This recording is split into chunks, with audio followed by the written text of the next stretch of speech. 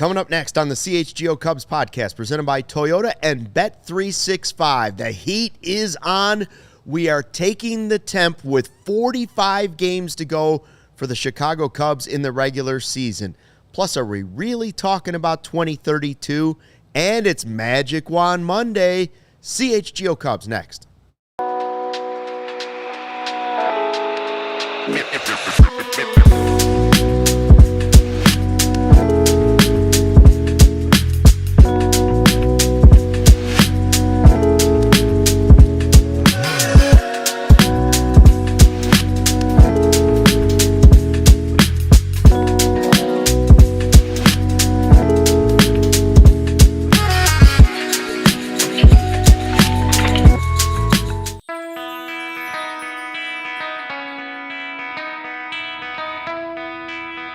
Hey, Chicago, what do you say? It's the CHGO Cubs Podcast, driven by Toyota. Let's go places and Bet365. Whatever the moment, it's never ordinary. Use the code CHGO365 at sign-up. Happy Monday. The weekend is finally over. Luke Stuckmeyer, Joey Christopoulos, and Sarah running the ones and twos. It's an off day for the Cubs, and I guess it's coming at the right time. Time to regroup, time to give some guys a day off. And we have 45 games to go in the regular season. I see our guy Gary Ross has joined in the live YouTube chat. Gary is back. It must be an off day for the Bears. He's got the MJ message. I am back in the chat. He is good back. to see you, Gary. Gary, we should have dialed you in and just had you on a video chat today. We're going to find out what he thinks and everybody else in the live YouTube chat here at the all-new CHGO Cubs YouTube channel. Make sure you subscribe. Tell a friend, tell a neighbor, tell a total stranger. If you haven't already, please do so. And, of course, give it the old thumbs up and positive review. We're going to start right away with our Taking the Temp segment. Your trusted local experts are Four Seasons Heating, Air Conditioning, Plumbing, and Electric. Visit fourseasonsheatingcooling.com for all your special offers and money-saving coupons. That's fourseasonsheatingcooling.com. So what is the temp of your Chicago Cubs as we start a week that I know Joey will now, in this show at some point, coin the biggest week of 2025. Or around, this is it. This is it for Joey. Here's the deal. They are 6 games back of the Brewers with 45 games to go. 5 games against the Brewers this week, or next week, rather, after the weekend. And then 6 games up in the wild card. Yep. But 4.5 up as far as the top spot wild card 4.5 goes. from the Mets, correct? Yes. So if you had to put this on a color grade, like, oh, man, the heat is on, the pressure's on, it's bright red like my shirt. By the way, I found my CHGO red shirt. I've been looking for this baby for like 2 months. Is it red? Is it all the way down to cubby blue, which, hey, we're all cool, everything's fine. What temperature grade are you giving it, Joey? Well, Luke, good to see you. You had a great phrasing that thank God the weekend is over, because the way the Chicago Cubs season has been going, we can't enjoy our weekends anymore, No, Luke. I know. And I walked in today super fired up.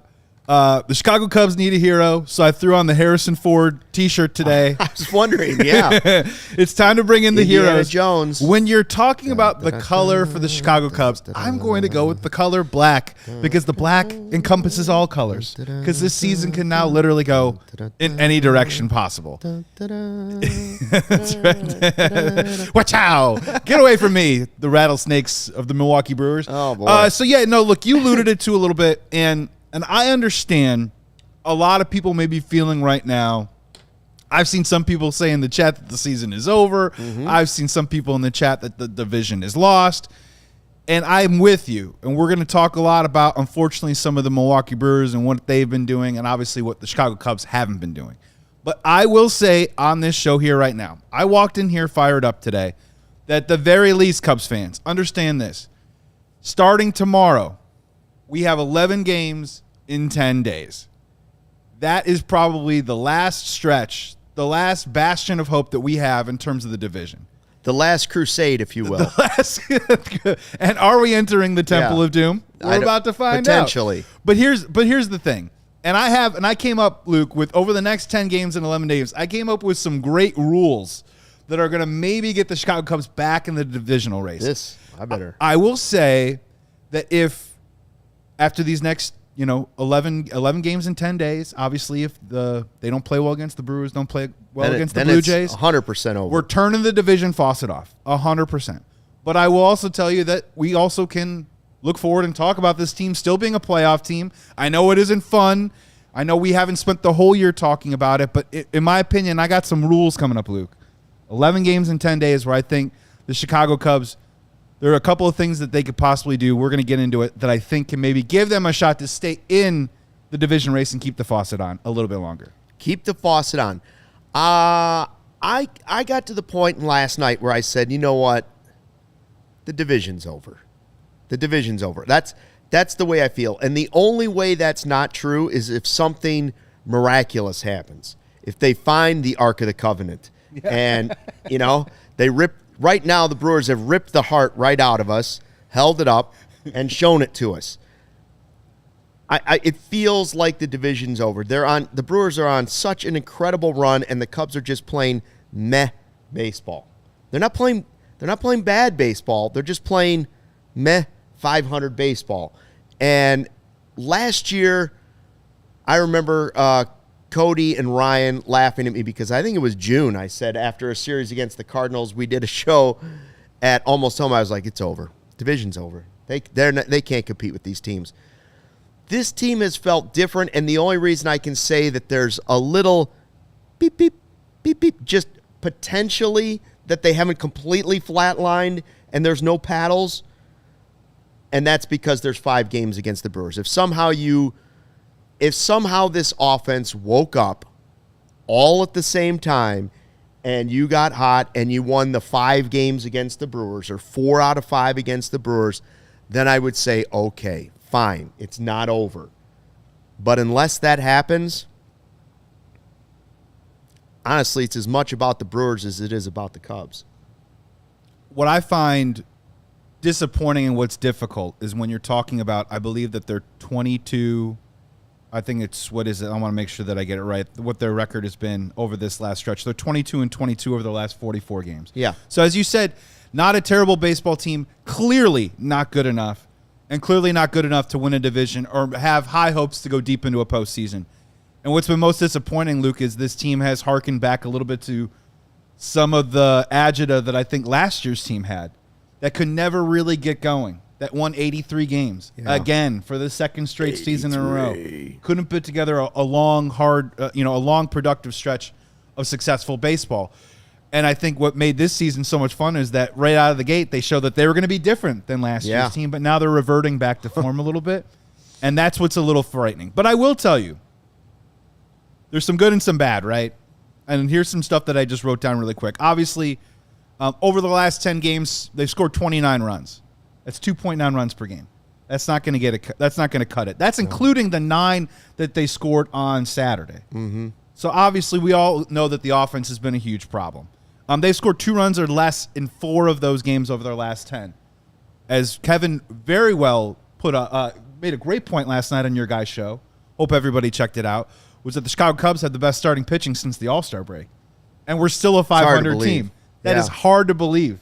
Even teams like the Detroit Tigers right now that live and feast off starting pitching have success when those numbers happen. But I will tell you that Chicago Cubs still tied for the 3rd best road record in baseball. It's not the best. They don't have the best home record because obviously now it's the Milwaukee Brewers because they're never going to probably ever lose again. But they do have a balanced team. When you look at the run differential is still very good. And there are a lot of advanced metrics that do pair up pretty well and are very comparable with the Milwaukee Brewers. So it is beating the dead horse of, Luke, I remember, and when we're talking about going back in time, I did a show with you, I feel like a week and a half before the All-Star break, and you brought up the topic, Cubs need to be careful or this lead will evaporate, or even worse, this lead will be tied by the time they go into the All-Star break, and a lot of that goodwill will be gone. That definitely happened. Yeah. Where's that goodwill now? I want to throw it back to you. What is your color right now taking the temp with the Chicago Cubs? Mine is a University of Texas burnt orange. Ooh. too much sun. Burnt orange. If you're talking about the division, it's at least burnt orange if it's not already red. Yeah. And it disgusts me, to be honest with you. Like, it's just, I can't take the Brewers winning this division again. I know I would feel better if somehow the Cubs get to the postseason with the wild card and they go further with the Brewers. It would erase all that. But, man, they're doing it with less resources every year right now. And I get it. They're not winning anything yet. They still haven't won a World Series. But you shouldn't be looking up at the Brewers in the division. You've tried everything. You took their manager. And at the beginning of the season, you watched the Brewers, and we sat there in their ballpark, and we chuckled like, this is it. This is finally the year. PCA's hitting home runs. You know, Dansby's hitting home runs. You're like, this is totally different. This offense is different. This team is different. This team slaps, is what Cody said. Well, I don't know what happened, but something woke up the Brewers, and all of a sudden they're the best team in baseball. And the Cubs have gone from the best team in baseball to the fifth best team in baseball. And while that's still really good, the slide has been pretty quick. That's what I don't like about it. But I just can't handle the fact that the Brewers are going to win the division again. So a little part of me, because I have that sick Cub fandom bred into me, you know, that I had that little chip in me still that wants to say, yeah, but if they could win all 5 games against the Brewers, which I know is almost, insane to even whisper. But let's save some hope because we got a whole offseason of despair. Yeah, no, I mean, we got a whole offseason of despair. Well, and look, so that's what I try to remind myself every day. We got 45 games left to at least be interested in games. Right. Let's save the despair for the whole winter. We're getting close to a break, so I have a longer point on this. But let's be real here. Like, honestly, we've watched a lot of baseball seasons. It is August 11th, okay? No division was handed out to anybody on August 11th. No one won the World Series on August 11th. You can go 24-4. You can go 26-2. It is still August 11th. I will say, having said that, it does drive me nuts, right? Jackson Chourio goes on the IL, and they go, there we go. How's that possible? Step back time. They scrap heap Andrew Vaughn. I get the opportunity to produce White Sox shows for Sean Anderson. I promise you, Andrew Vaughn was 2 steps away from selling insurance. And now all of a sudden... Not that there's anything wrong with that. No, not that there's anything wrong with that. And actually, a lot of people need it.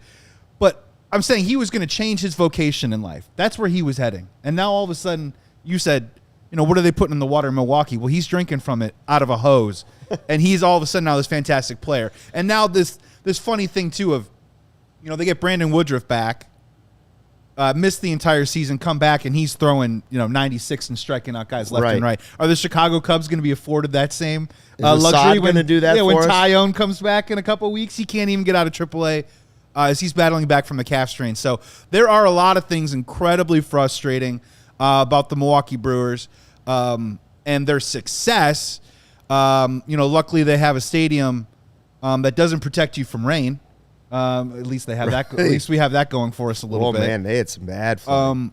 But no, it's all for me personally. Just as a Cubs fan, like I'm trying to channel the anger into something that is wanting me to now dunk on the Brewers somehow. Whether that's going to happen or not, we're going to find out. But I do have some compelling reasons why I think that could be possible. Gary says their player development is off the charts, and we need to see why and how that can help the Cubs. I agree. We need a spy. Ooh. We need a spy in that organization. We need to send somebody up there and get them embedded in that organization that's actually not working for the Brewers. That's the kind of an Indiana Jones, if you will. Stu Luckmeyer here, checking that's reporting right. for duty. If I could. That's right. Somebody needs to go undercover because we got to figure out what they're doing. Coming up on this show, the good news is it is Magic Wand Monday.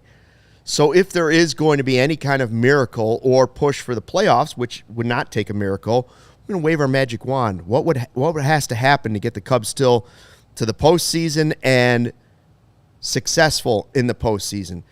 And are we really worried about 2032? Was it actually mentioned by the Cubs?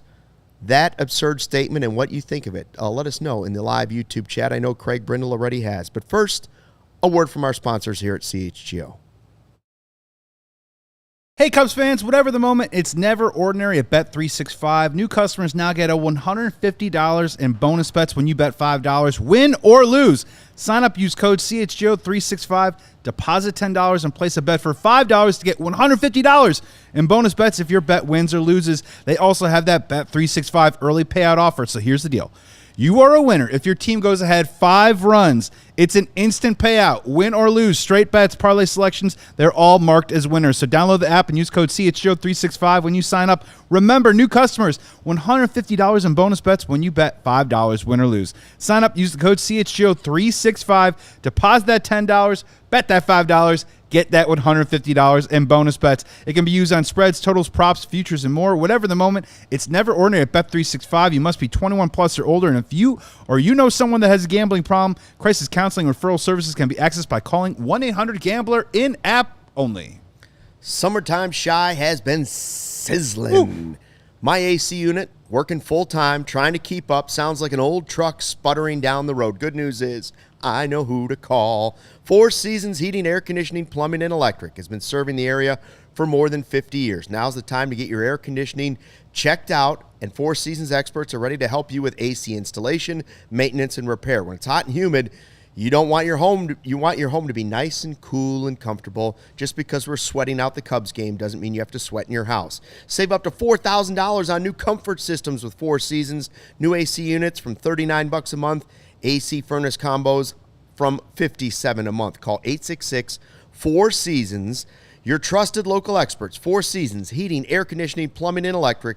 Visit fourseasonsheatingcooling.com for all your special offers. That's fourseasonsheatingcooling.com. Ryan in the live YouTube chat pointing out that I rock my readers from Walgreens. That is true. That is where I get my trusty readers. Good I have call. A new pair at home that has Cubby Blue on the side. I'll have to maybe debut those tomorrow. Cubs lose 2 out of 3 to the Cardinals. They fall 6 back in the division. They're 6 up in the wild card. And we have 45 games to go. So because it is Magic Wand Monday, Joey, yes. I ask you, what things need to happen from our magic wand being waved to make sure that we're not sick in September? We'll step into Dr. Joey's office, Luke. Let's see what I can prescribe for you. Hey, Cubs fans, are you suffering from agita, restless nights, sleeplessness? Yes. Frustration? Yes. Hey, Chicago Cubs baseball team, are you suffering from poor base running? Night sweats? Yes. Night sweats? Lack of execution? A feeling of bloatedness? Well, here's my pitch. Over the next 10 days, 11 games, you know what's a great way to kind of clear your mind, Luke? Leave the country. I think that's a great first step. Just get out. Get out of the country for a little while. If I remember correctly, there is a place, I believe in Toronto, that has a wonderful jazz fest in August. Oh. Maybe that's a nice place. How delightful. Maybe a nice place to just get out of there, get into some neutral elements for half a second, and play somewhere leaving the country. The other thing, the next thing that Dr. Joey is going to prescribe for you, could I offer you the Pirates? 3 games of the Pirates. Sure. Unfortunately, the Brewers also have them, but yes. That's true. It's an equal opportunity situation, but they're going to have to face Skeens. So that's a bit of my that's a bit of my other one. The other one, obviously, is the most important part about this is, yes, there's 45 games left, but at least with the next 11 games, at least you could say to yourself, and this is good or bad, and we're going to find out whether this is going to make us more depressed or give us a ray of hope, you can control what you can control. You are about to play the Milwaukee Brewers 5 times in the next 11 games. It at least puts it out in front of you where you can control your destiny, and then we also, as Cubs fans and analysts, can either decide whether the division is dead to rights or whether the wild card possibility is something that we just need to move on to and start locking into. My final one is, I will just tell you something right now. I'm putting the magic wand on the Milwaukee Brewers. Abracadabra. I think the Milwaukee Brewers have peaked. I'm just going to say it. 24-4. Are you kidding me right now? It's absurd. It's historically absurd. Now, if they want to rip off a 48-8 the rest of the way and they go on and win the World Series, I'm happy to shut the hell up. But I'm telling you right now, we have all, don't kid yourselves, and you guys in this chat, don't sell yourselves short. Nobody plays like this at this pace for that long. If they do, I'm happy to shut the hell up. But I think the Milwaukee Brewers in the middle of August, what segment would we be doing on this show if the Cubs were 24-4? We would be doing everything is great, but we would also be doing you don't want to peak at the wrong time. Yeah. And are the Milwaukee Brewers possibly peaking at the wrong time? It is still August 11th. We still have hope. Do shows. We probably would have ripped the sleeves off our shirts by now, but if we, Yeah. But, I mean, that's my magic wand. Okay, they peaked. And a very general level of how the Chicago Cubs, at least in the next couple of weeks, can get themselves back into a situation that has us feeling good about maybe not just the division, but at least about a team that can make some noise in the playoffs in October. All right, more specifically, I'm with you. If they can get hot and the Brewers have peaked, magic wand, make it happen. Brewers have peaked. Magic wand time. Bernie Brewer gets stuck on the slide, has to be rescued, all that stuff. Then what has to happen for the Cubs is their stars need to go back to playing like stars. Their guys have to hit. It's not so you don't even need the magic wand. You need Tucker to hit. And I saw that his swing speed is down to 70 and all this other stuff, and people are saying, well, it's not related to the finger if his finger is hurting. I don't care what it is. Tucker needs to hit. Seiya needs to hit. PCA needs to hit. And when those three things happen, everything else falls into place. The pitching's been fine. You might get Tyone back. You might get Assad back. Horton seems – that's another one, by the way.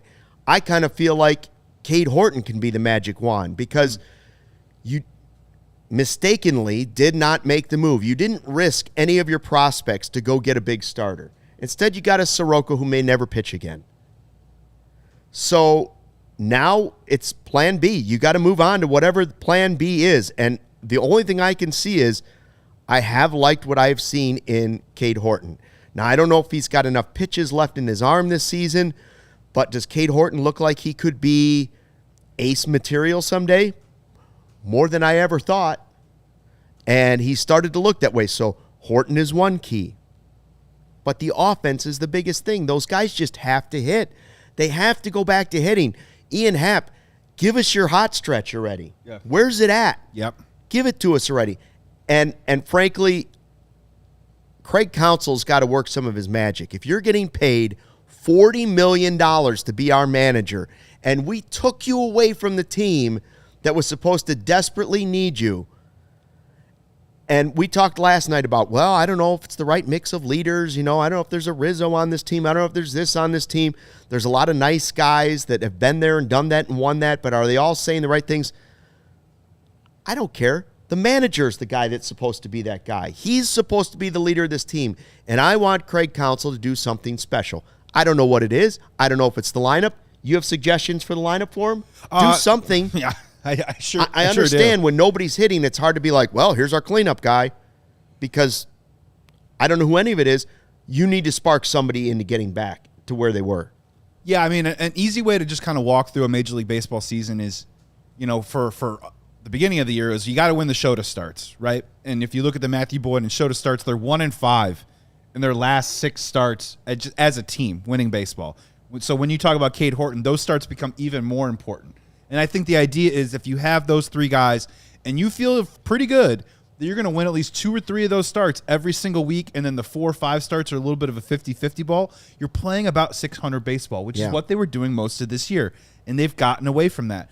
When we're talking about the offense, and everyone's like, how do we stop the Brewers? If you look at the Brewers offense and the Cubs offense, even with what's been going on over the last month, the Cubs still have a better offense than the Brewers.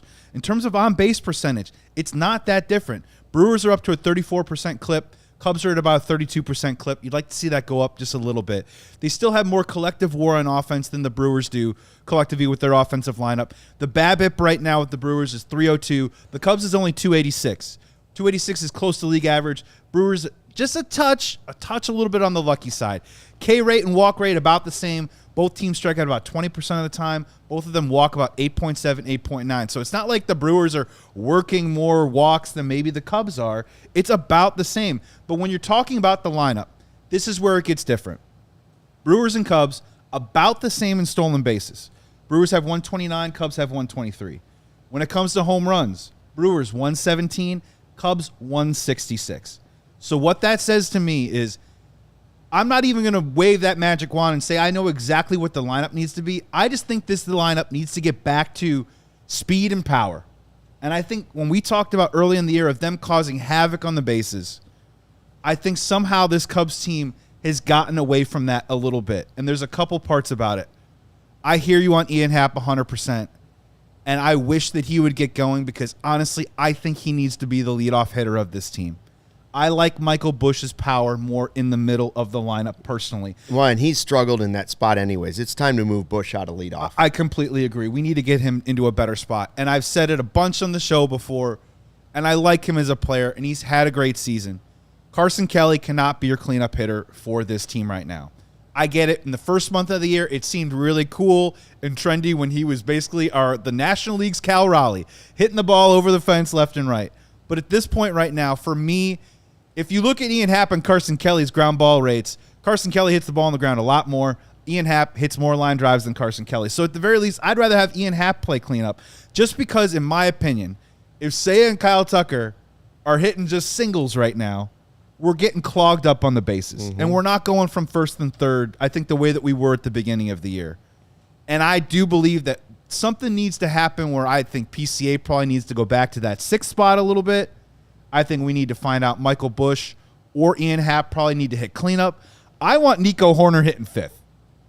I want chaos. I want chaos. I want contact. And I need more speed at the top of the lineup. And at the bottom half of the lineup, you can maybe get more into professional Carson Kelly at bat. The rare, the occasional power pop from Dansby and then Matt Shaw turning it over. I just think that there needs to be a little bit of a different combination right now because I don't feel like that they're getting back to what made them fun in the first place was hitting the balls over the fence and running the bases with their hair on fire. Well, I hope that Amaya's return against the Jays will be some sort of boost, but you just have no idea, right? So we hope that's the case. I'm with you on the top of the lineup. I'm also to the point where Matt Shaw's, I don't want to mess with a good thing, but Matt Shaw's your hottest hitter. It's full stop. And he's also been the energy guy right now. And so I want to see more at-bats from him as opposed to fewer at-bats way down at the 9 spot. I'm willing to take the risk that it's going to mess up Matt Shaw a little bit. I'm willing to take the risk for the sake of the offense and move Matt Shaw up all the way to the top, 1 or 2. Get him up there. Get him on base. Get some energy going. Get something going. Busch has to move down in the lineup. I think Shaw has to move up in the lineup. I don't know where you're going to go with the other guys, but I think it was Eva Wax said the main problem is Tucker. Like 1 home run since July 1st. Not going to cut it. If he's our best player, he needs to start stepping up. Yes. And if he's hurt, then he needs to sit down. It's that simple. But right now the problem is there's no time for injuries.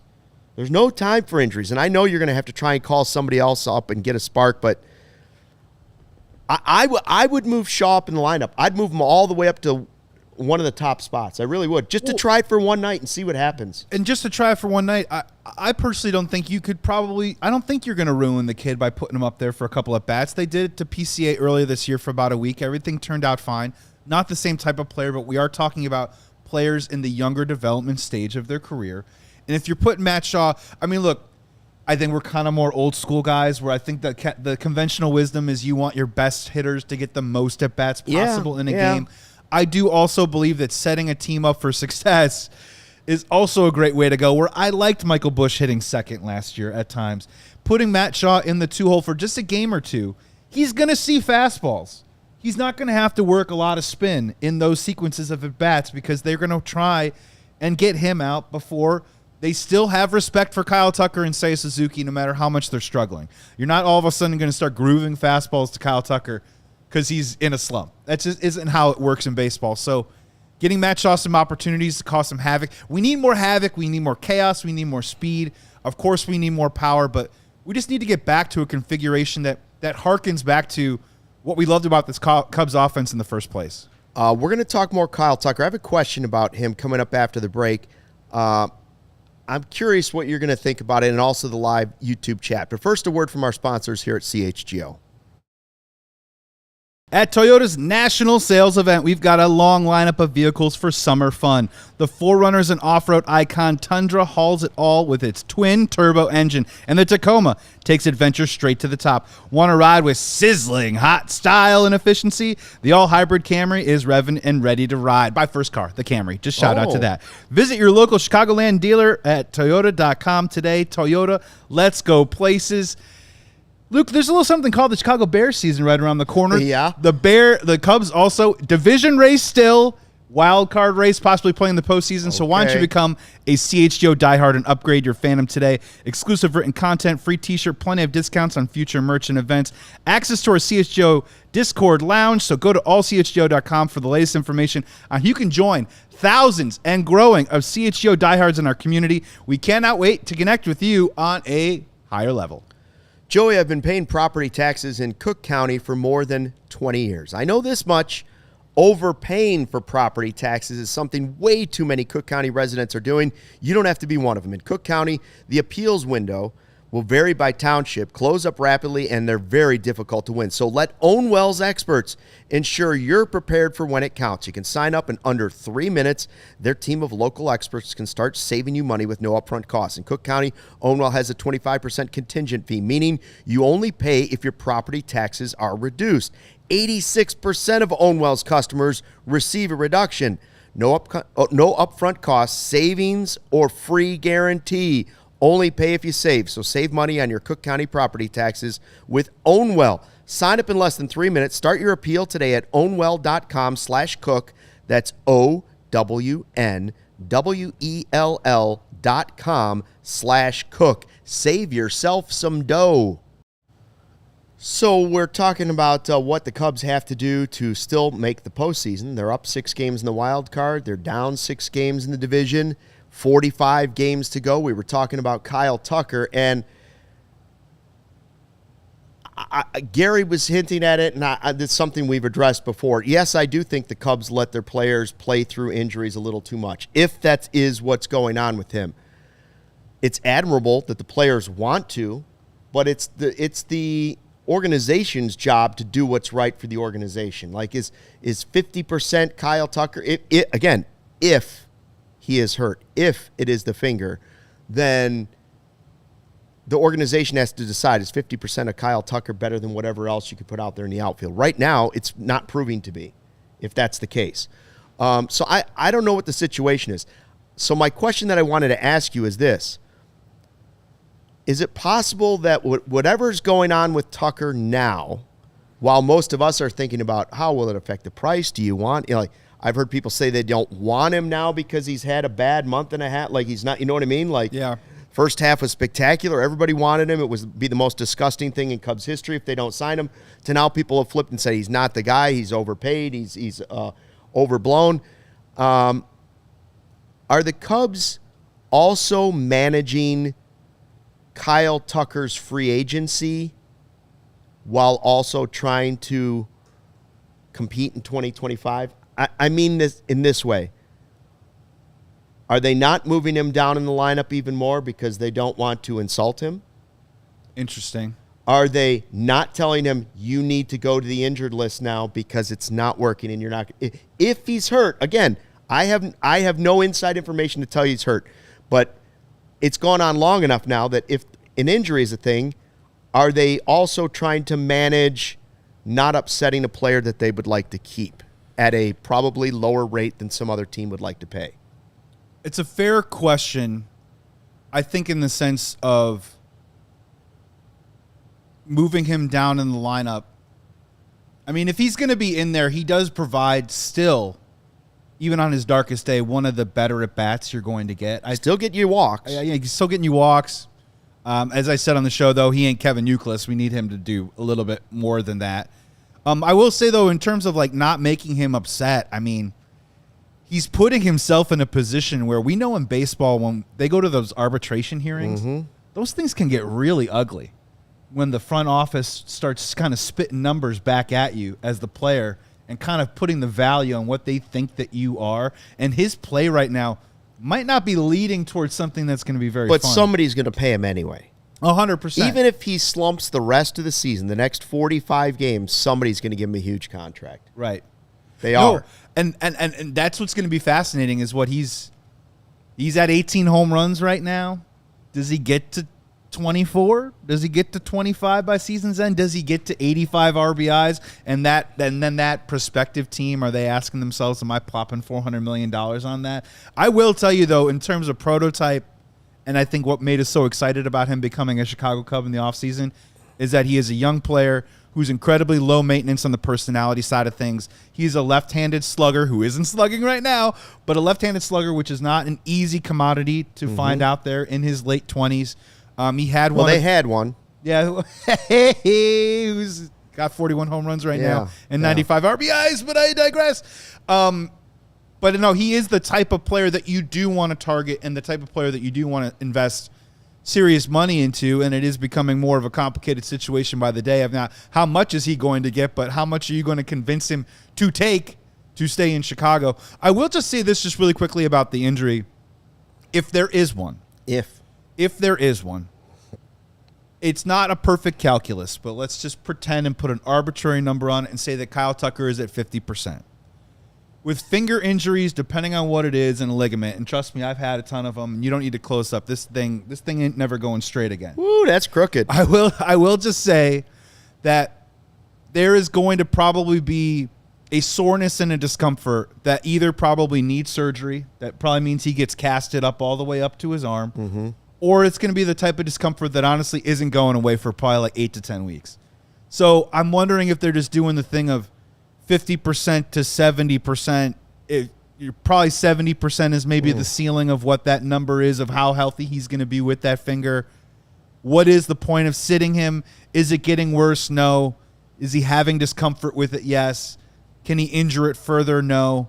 Is it helping? You know what I mean? I think that's all probably going into it a little bit. And it stinks when it comes down to one teeny tiny little finger for a world-class professional athlete that can hold you back from being the player that you should be and the $500 million player that we all thought he was to begin the year. So I do wonder a little bit about that. If they sat him down for 10 days, if it is a finger, if it is a ligament thing, I don't think that just gets healed up in 10 days. I believe he's still going to get paid, but is it a finger that will cost him $1 billion? Oh, man. $1 billion.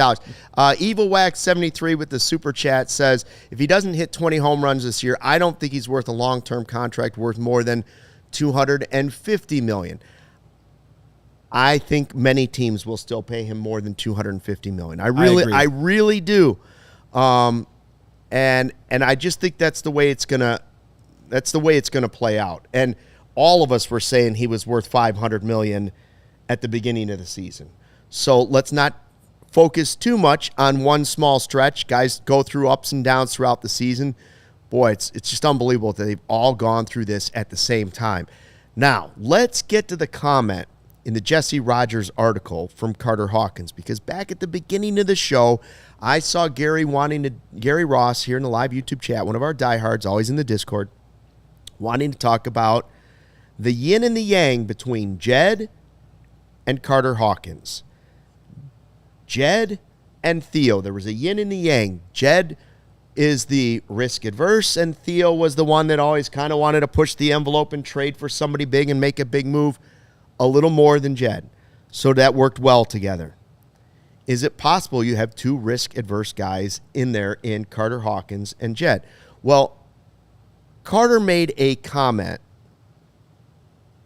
that has Cubs fans fired up. In the list of comments that we have, this will go in the top 5. He said after the trade deadline, he was talking about, watching other teams make the big moves, but, and if you feel bad, but it's not right. He says teams are trying to find that guy that can lock down the 8th or 9th inning, but that also costs a lot. That costs a lot of future wins. We have a responsibility to the 2025 Cubs, but also to the 2032 Cubs. Let it soak.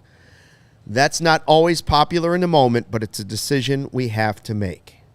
2032. That is a comment that will go down with the exceeding projections and biblical losses and all of those that go along with the wind was blowing in. You know, all of those things will go together. 2032. Carter, if there's one thing that the hardworking men and women of Chicago and around the country that support the Chicago Cubs, the blue-collar fans of the Chicago Cubs, don't want to hear, it's that rich people don't have enough money to pay for stuff. And that's what that screams of. The last thing anybody wants to hear as a Cubs fan after we've give our last hard-earned dollar to go see this team is for the rich people at the top to say, we don't have enough dough to just go buy whatever we can fix. Because we know you do. Your team's worth $7 to $8 billion if you were to sell it tomorrow. So the money's there if you really wanted to. If you wanted to sell a piece of it to somebody, that money's there. They haven't done a lot of things well. 2032.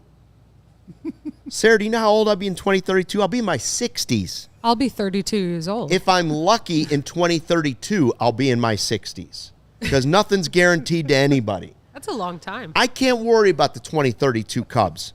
Carter, frankly, shouldn't be worried about the 2032 Cubs because if it goes like it's continuing to go, he's not going to be around for the 2032 Cubs. Well, AI will replace his job by 2032. I was going to say, none of us are going to be here. The podcast will be done by AI. There'll be an AI Gary Ross in the chat. It will be an android Luke. It'll be a sentient Luke. C-3PO will be sitting here. He will put the graphics. He'll project the graphics from his eyeball out onto the screen.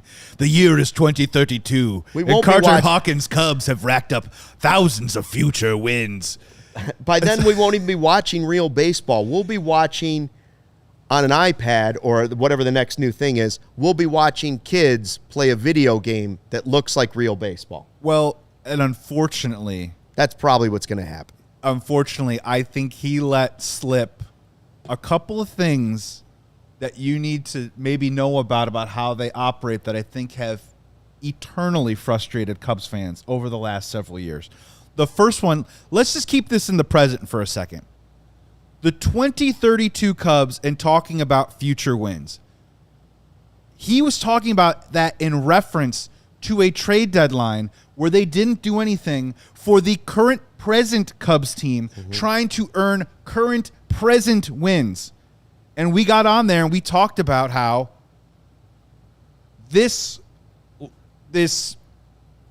middling of a trade deadline, I'll phrase it like that. If I was a player on the Cubs, I would be upset. We've all signed contracts. We've all gotten together. Kyle Tucker's thinking about staying long-term. And you're worried about the 2032 Cubs? And my thing is, and this is what gets kind of missed about this, and I think fans really appreciate this, is that I think these guys sometimes don't think enough about legacy and they think more about security. And I think that is sometimes insulting to the fan base. When Carter says that, Carter thinks, I'm going to still have a job in 2032. What if you went out and got us 2 World Series in the next 7 years, and you're maybe not with the Cubs in 2032, but forever your name will be synonymous and your legacy will be tied to the great Chicago Cubs history of winning these World Series after everything that's gone on for all these years in this franchise? I think that's where you kind of miss the boat a little bit.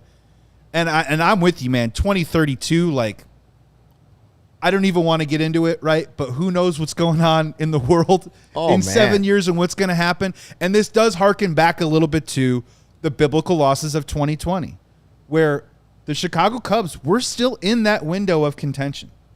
They still had that same core that the Blackhawks in this town had when they were trying to chase down 3 cups. They still kept the same 4, 5, 6 guys together. And I know a lot of people felt like that the offense was broken in 2018 and so on and so forth. They caved in 2019, got rid of Joe Madden. But in 2020, after that happened, I think Tom Ricketts said, I'm going to take a couple years off, and we're going to reflush this thing, and we're going to start over. And thankfully it started and got a little accelerated last year. Kyle Tucker accelerates it a little bit more this year. But they're just not willing to put the foot on the gas because I think Carter Hawkins told you they're worried about 2032. Well, I mean, it's just It's absurd. I saw somebody in the chat say that they're 67. They don't even know if they'll be around in 2032. Yeah, Jim Lyons. That's right, Jim. And Jim, none of us know if we're going to be here in 20. And Jim, do you pay hard-earned money to go to Wrigley to watch your Cubs? And do you also buy the merch? And do you also help support the Cubs franchise by spending your money at the ballpark? I'm sorry, like that's just not what you are tied to your fan base. And we don't want to hear about 2032, man. 2032 is so absurd. What happened to living in the here and now? What happened to every season is sacred when you have a chance to winning the World Series? What happened to, we know clearly one of the advantages you have over everybody in your division is this: money. You have more money than anybody in the division. You have a bigger fan base than anybody in the division, probably all of them combined. And so take advantage of that, right? As an organization, as an ownership, as a front office, take advantage of it. You can't worry about what the cheaper option is going to be coming in 2032. 2032? Are you kidding me? It also says what we're signing James Triantos to a $300 million deal when his control is up in 2032. Is that what you're saying? It also speaks to, if you believe in your process and your development, you have to have the confidence to put your hand in the cookie jar and take some of those cookies out because you know you can bake more cookies. That is the whole point of development. If you're doing your job. If you're doing the job correctly, you know that I feel confident that I can get rid of top prospect A or B, which, by the way, we say it 1,000 times, is a 50-50 toss-up of whether that works out or not. I can trade a Jackson Wiggins because I know I can find a Jackson Wiggins in the next 2 years. And let's just say it, pluralize it. I can find multiple Jackson Wiggins. I can find multiple players. There's different ways to slice this. And it's just really frustrating. And I think what Carter Hawkins was trying to say maybe is that, like, we'll never know if a Ryan Helsley or a Tyler Rogers or even, let's go top shelf, a Mason Miller is the difference maker in this type of season. I think that's what he was kind of trying to get at, right, when he was talking about the reliever market. But at the same time, it came out very poorly. And I would just like to be on the record and say, I, at this time, officially do not care about the 2032 Cubs. I don't care about the 2032 Cubs. I don't care at all about the 2032 Cubs. I mean, why would anybody? You have no idea what it's even going to be like. Like, is it possible that this is even worse the other way? Is it possible that what Carter is saying is, we didn't want to mortgage the future because we know that one player is not good enough to put this team into realistic contention for a World Series, even though we have top 5 record in baseball. We know it's kind of been smoke and mirrors, and we're not willing to mortgage the future by getting this one closer who might only win us 3 more games when we know, man, look at the Brewers. Too hot, too good, can't compete with them. Dodgers, they'll be too much in the postseason. All the other teams in the American League, we'll talk about our World Series teams in a second, but, like, I guess the flip side of it's even worse. What if he's actually admitting this team isn't good enough to do anything in the postseason, and so we didn't want to mortgage the future? Is that what the move showed us? I hope not. If they have that assessment, I'm willing to concede that they know more baseball than me, and if they want to assess that, I think that's fine. But you know what that also means? That also means spend money. That means then that you don't feel that at this time either your farm system is worth giving up on, or maybe your farm system isn't as good as other people think it is. If your current major league product isn't exactly at the place that you want it to be. So if you're not getting it necessarily from the farm system and you're not getting it from the big league club, that means spend money. Yeah. That's also what it's saying too as well. And they've had a bit of a risk aversion to that too as well. And that will obviously be a big topic that we'll talk about all off season, regardless of the outcome of this year. But, you know, you got to let's pick a lane. Pick a lane. I just know that the only person that should be worried about 2032 is probably the umpire boy. Like, you know, he'll be like 20 by then. Yes. He'll be in his prime, ready to join the major leagues just as the robots are fully taking over. Oh, literally fighting tooth Poor and nail to kid. keep the robots I watched out. him, and I know Cap was all mad about it. They were showing him too much. All I kept thinking is this poor kid. Does anyone want to tell him? He's putting his whole being right now into something that won't even be around in 5 years. The poor kid. You're just going to have robots and droids and automatic balls and strikes, and this kid's out there trying to get all the... Listen, he was cute. Why is I want to grow up I'm and not be in mad. manufacturing, Dad. Do I have a big future? This losing streak has Cap so angry. Oh, I mean, yeah, he's well. Look, He has some anger problems. I mean, look. I personally, I like Cap a lot. I think he's a great entertainer. I think he's been a great voice in Chicago sports for a very, very long time, and he's welcome to come on our show anytime. It would be it'd be a real honor for me. But also at the same time, no. I mean, he's pushing a button right now, and God bless him. He's taking on kids. If they turn it around in a couple of weeks, he'll be right back on the Cubs. Yeah, train. Gary's right. If I know one thing about Cap, it's that he is willing to flip the narrative, and if that kid is famous, Cap will be his buddy. Oh yeah, absolutely. That's going to be his guy in a couple of years. That'll be his guy. That's my guy. All right, so right now, the Cubs are still one of the top 5 teams record-wise in Major League Baseball. Were they the top a couple weeks ago? Yes. Are they still top 5? Yes. So maybe the sky isn't falling. If we've played 500, then that's the lowest of the low. If you want to spin positive on a Magic Wand Monday, maybe it's that 500 was the lowest stretch, and now the good is still to come. All right. So as of August 11th today? Who are your top 3 teams in the National League? Who are your top 3 teams in the American League? If you're talking about the World Series, who are your power rankings right now, Joey? National League first. So National League first. I so badly want to make people up north super upset because I'm not buying it. But power rankings today, they've earned it. They're playing at a historical pace. The Milwaukee Brewers have to be number 1 right now in the power rankings for the National League. Even though they may have peaked. They may have, already have. They're 5 games up for the best record in Major League Baseball right now. Okay. So if you think it's bad being 6 games back, they're 5 games up any other team in the division right now. So they're number 1. Number 2, I got to stick with the Dodgers. I got to stick with star power. Slowly but surely, Ohtani already at 40 home runs. Probably going to win another MVP. Mookie Betts not having a great season. So I'm still banking on the back of the baseball card of him turning around and probably getting hot at just the wrong time for everybody else, which is September, October. And then number 3, I'm going to stick with the Philadelphia Phillies for my National League. And they are, get ready, Cubs fans. If we are in the wild card, it probably will be Cubs-Phillies. I'm guessing round 1.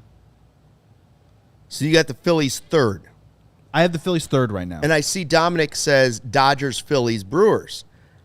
You know what's interesting is I see a lot. I agree. We're all on the same page. It's the same 3 teams. It's the Brewers, the Phillies, and the Dodgers. I'm the flip right now, but I could easily go Dominic's way. I'm going to go Brewers, Phillies, Dodgers. He goes Dodgers, Phillies, Brewers.